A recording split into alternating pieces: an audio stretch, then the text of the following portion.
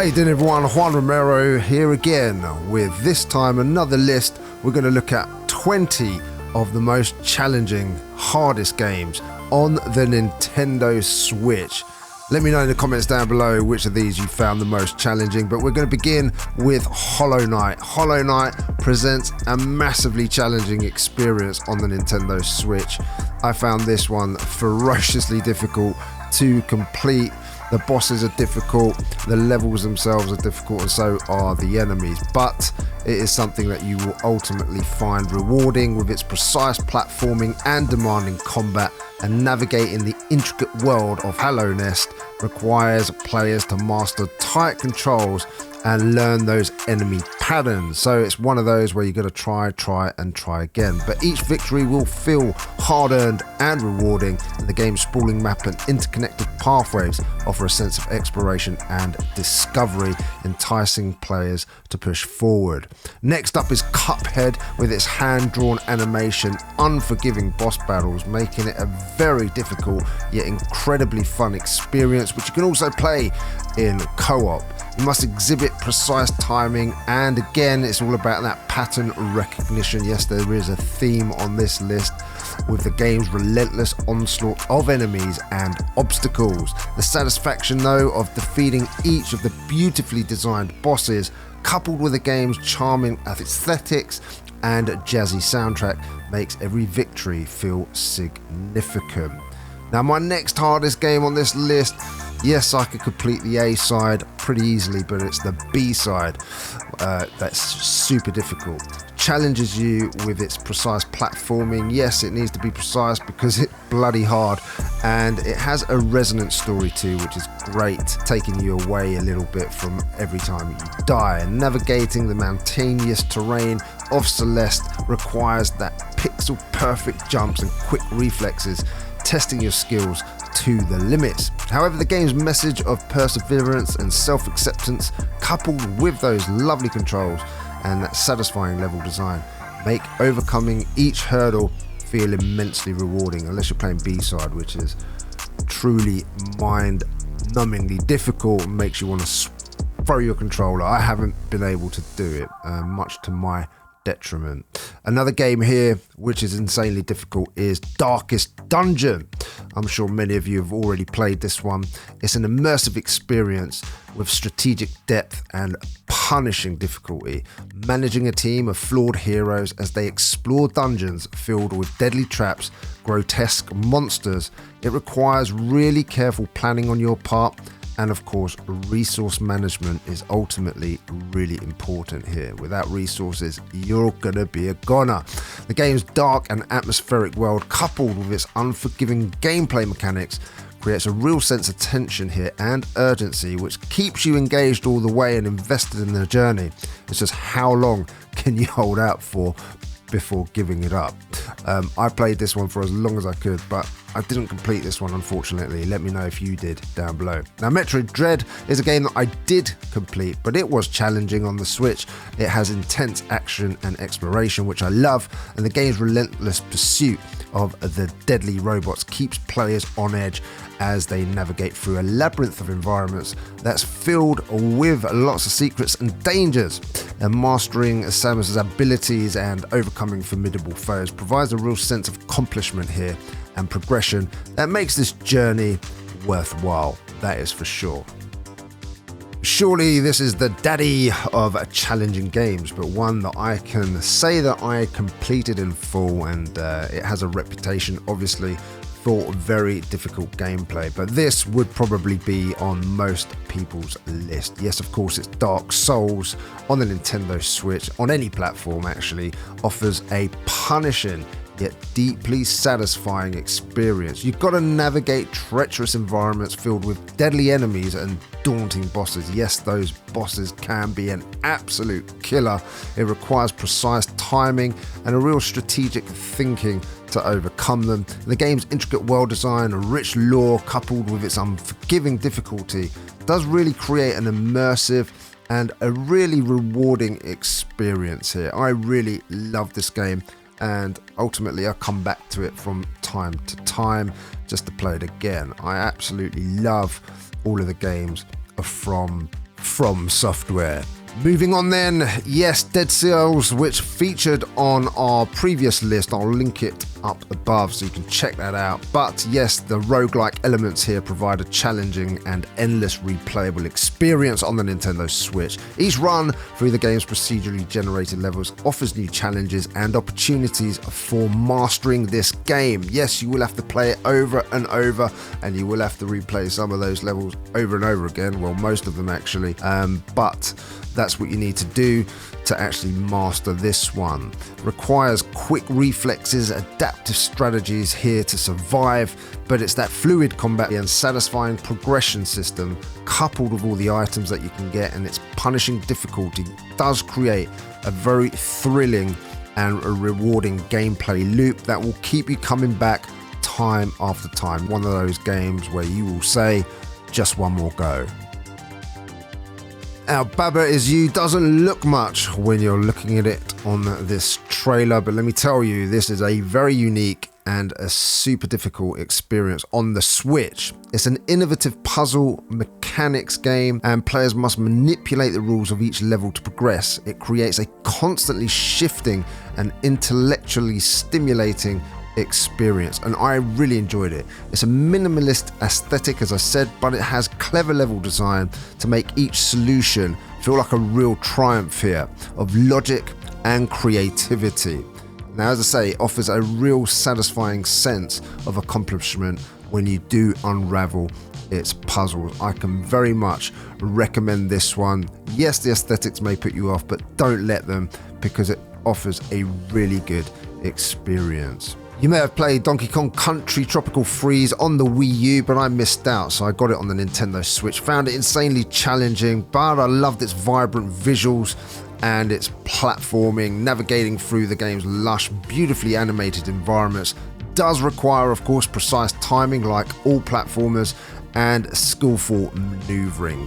Testing players' platforming abilities to their limits, the game's catchy soundtrack and charming character design, coupled with its rewarding level design, make each victory feel fantastic. Let me tell you, honestly, it took me ages to complete this one. My skills on platforming must have degraded over the years for sure, because I found it really difficult. But let me know what you think of this one down below. It's one of my favorites on this list for sure. Now, Spelunky and the Spelunky 2, they're not my favorite games, but insanely difficult, and I didn't complete one of them, I'm being honest with you here. It's a procedurally generated levels, ruthless difficulty make it really challenging, yet it is addictive experience on the Nintendo Switch. But I always think there's a balance between addictiveness and difficulty, and if the difficulty sort of overcomes you time after time after time, it takes away that just one last go feeling. It just replaces it with frustration, in my view. But here you must navigate through deadly traps and treacherous environments using your wits and reflexes to survive. It's unpredictable, and well, the gameplay coupled with a satisfying sense of exploration and discovery does create a very replayable experience. I would definitely give it that. Look, I do recommend it for those of you that like insane challenges, but be prepared to be super frustrated. Shin Megami Tensei 5 presents a really challenging experience for all players with its deep RPG mechanics and those demanding battles. You must carefully strategize your party composition and exploit those enemy weaknesses to really succeed here in the game's combat. It makes every encounter a test of skill and preparation. The game's sprawling demon-infested world and complex narrative do offer a sense of immersion and discovery. I really like this one, but it really does reward perseverance with a deeply satisfying experience here. A really great game on this list, one that I managed though to complete in the end. Did take me a while though. Now, I really do love my challenging games, but damn, Enter the Gungeon is tough on the Nintendo Switch, or any other platform for that matter, with its frantic bullet hell gameplay and those relentless enemy encounters. You got to navigate through the game's procedurally generated dungeons, which requires, of course, quick reflexes, and with my age, those reflexes are just getting less and less. You've got to have some precise aiming here to survive the onslaught of bullets and traps, and you do well to sort of dodge those bullets. The game's vast array of weapons though and items, coupled with its challenging boss battles, create a very highly addictive game. And this is what I was saying, this game for me has the balance just right. You know, it's hard enough but not frustrating enough where I just want that one more go all the time. And yeah, I found this one really hard to put down. A great experience for all of you seeking a fast-paced action game with intense gunfights. This, still one of my favorite indie games on the Nintendo Switch. I just love these type of top-down bullet hell games. Now, I don't know about you, but I love myself a rhythm game from time to time, and Thumper is absolutely mesmerizing. Now, this was, I think it was the first year or two that this game came out on the Nintendo Switch, and was quite different to what you see usually, and a game that I truly love and recommend to anyone that likes, you know, music rhythm type games. Now, what I would say is this is a game that I tried forever to complete, and I didn't quite manage it. You know, the last sort of levels are so challenging. Timing the actions to the beat of the music while avoiding obstacles is insane at times, but it's that immersive audio-visual design does create a kind of hypnotic, exhilarating gameplay here, which I really loved. And you know, when you do sort of beat the levels, you do feel a real sense of accomplishment, and I really love that about this game. It sort of creates that one will go feeling by trying to get better scores time after time. Now let's talk about Ghosts and Goblins. This came out in Europe, I believe, top of my head, it was around 1985. And let me tell you, I didn't play it obviously till I was about 10 or 11. That's when I really sort of got into my games. And I remember sort of wasting a lot of money and not being able to get past the second level on this in the arcade. And then the Amiga sort of 500 came out, and I got this game and I just tried again and again and again. It is so difficult. I've got a real love-hate relationship with this classic game. It's punishing, it really is. It's an old school platforming action game, and you must guide a brave Knight Arthur through hordes of undead enemies and deadly traps. It really does require precise timing and very skillful maneuvering to survive. Its iconic difficulty curve and nostalgic charm, coupled with its satisfying sense of progression, make each victory feel like very hard-earned triumph. And let me tell you, I never completed this one in the end, never. And it still grates me to this day that I haven't been able to get to the end of this one. Leave me a comment in the comment down below. Have you played Ghosts and Goblins, and did you ever complete it? I'd love to know. Now, Hades, one of my favorite games on the Nintendo Switch for sure. I think this is one of the best indie games here that you can buy. Its addictive gameplay loop and dynamic combat system as the immortal Prince Zagreus, players must battle their way through the depths of the underworld, facing off against formidable foes and uncovering the secrets of their families past. Now, this is very fast-paced action, has a deep narrative, and coupled with its richly detailed world and memorable characters, does create a very highly engaging and rewarding gameplay loop that keeps you coming back for more. Those bosses though, God, my God. I managed to complete this one, but I tell you, I had to grate my teeth because I found this one very, very difficult. But it's just one of those games that is just beautiful to play. The gameplay is absolutely spot on this one. If you haven't played it yet and you do like a challenge, this one is definitely for you. Now, I love games like Into the Breach. I do love a good strategic game, and with its turn-based gameplay and tactical depth like Advance Wars, if you like that, you're gonna really love this. You've got to command a squad of mechs to defend humanity against invading alien forces. Now this requires really careful planning, precise positioning to outmaneuver the enemy. It's got innovative mechanics and really cool gameplay here, I have to say, especially for you strategy enthusiasts out there that used to love games like Advanced Wars. This is one of those games you can't put down, and yes, in the end I managed to complete this one, which is going to bring me onto a real love-hate game for me, which is Ikaruga. This one is an absolute killer with its polarity-based mechanics and intense bullet patterns. I do love a shmup or shoot 'em up, however you want to call it. You got to switch between black and white polarities to absorb or dodge incoming bullets, navigating through waves of enemies and environmental hazards with split-second precision. I absolutely love this arcade-style gameplay. It really is thrilling, but again, super difficult. I managed to get the physical edition with building the ship, which was really cool, but as far as the game itself, trying to complete this one is infuriating, which brings me on to another infuriating game, Furi, which is a real challenge. Stylish experience, I have to say, but it's a boss battler, and it has a real dynamic combat system here. You've got to duel against a series of powerful guardians, each with their unique fighting style. I think from the top of my head there was about 7 or 8 bosses. Once I get to sort of boss 6, it's an absolute killer, and I must have spent hours and hours and hours because I just couldn't let this one beat me. I managed to do it in the end. You know, they're really powerful guardians. They have their own unique fighting styles, which is what I really liked about this. I'm not massively keen on boss battlers, but this one really piqued my interest and had me hooked.